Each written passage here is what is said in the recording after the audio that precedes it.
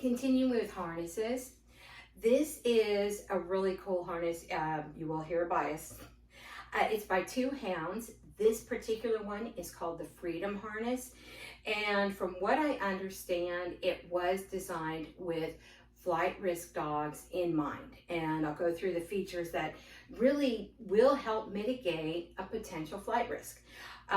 So first, some features I love is it's got the front clip D-ring and the back clip, and this one acts like a little bit of a martingale, so it will tighten to prevent slipping out.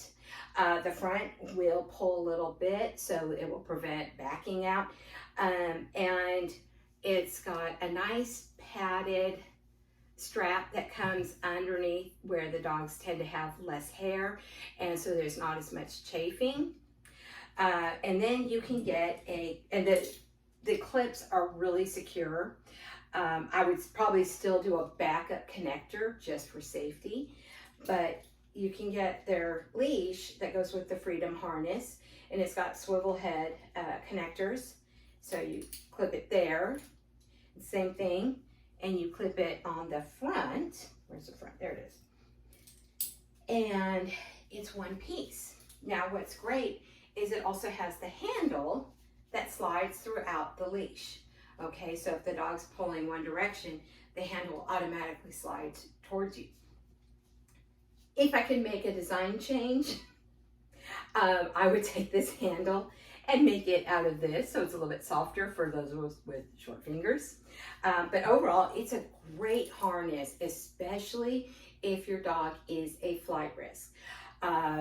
So a rescue dog that is new to you and you have to take them out for walks, you need to make sure that they are as safe and secure in their training equipment as possible.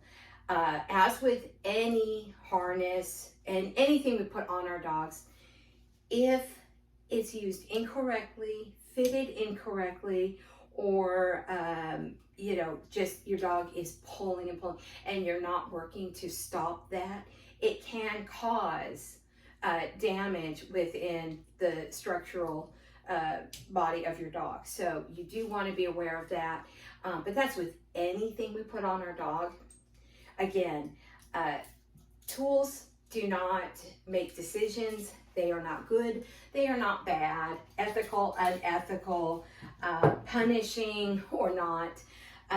There are tools designed to handle some dogs that might be a little more resistant, where they could experience a mild to possibly moderate amount of pain. They shouldn't, but it's all how we use it and what the dog, what their level of response is.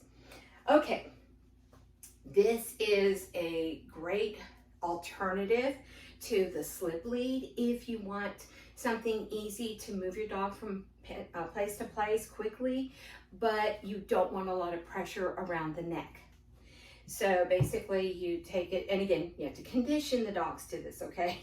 Don't just try to put this on a dog, especially if the dog doesn't know and trust you. So it goes around the neck.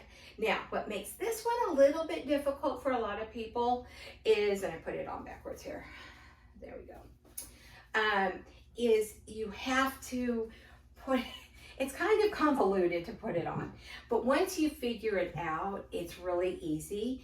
And again, I wouldn't necessarily use this for walks in areas, especially if your dog's not familiar with it or they're nervous.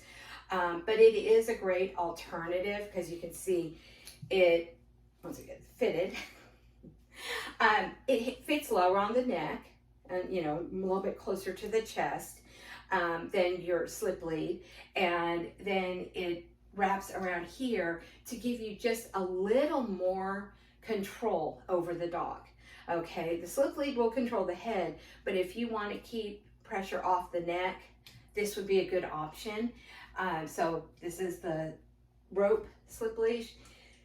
Now this is, these are really popular, and what's nice about them is it does have breathable mesh on the front. They're really intended for small dogs or if you have an elderly big dog or medium-sized dog that's just not pulling, okay? These are not, I would not recommend these for any dogs that pull because several reasons. One, it's a back clip, so again, minimal control over the dog. Also, what I have found personally is this mesh can stretch out and it can compromise how it fits. Now, it does have the clip here that goes on the back, and then it's got two D-rings here, which is, this I really do like, because if you hook it to your leash, but then the clip comes off, you still have your dog.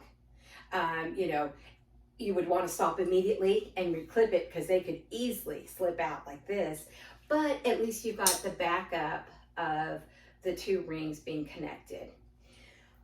The last thing I want to say about harnesses is for those who do not use harnesses, if they see you using a harness, you'll probably hear, well, you know, they encourage pulling.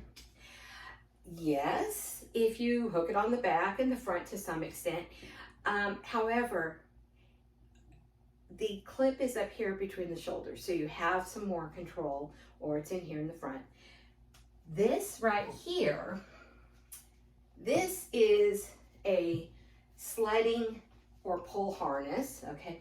And look at the difference in its construction. There's nothing like this, okay? So it goes through the head, the legs. I'm not gonna put on the dog here because it's really hard when they won't bend their legs for you. But you see this bar. So the bar goes behind the dog's rear, and then way back here is the clip. So it's intended for sledding, carting, anything where you want the dog in front of you pulling you, then you want this type of a harness. This harness absolutely encourages pulling.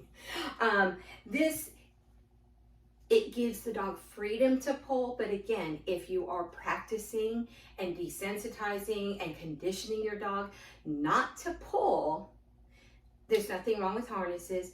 However, if you're going to be using them, if your dog is pulling a lot, remember it can cause orthopedic and you know, other injuries to your dog. So please, no matter what you put on your dog, be proactive, watch your dog, make sure that they don't appear to have any problems ambulating, or they're not showing sensitivity to whatever training tool you are using is fitted.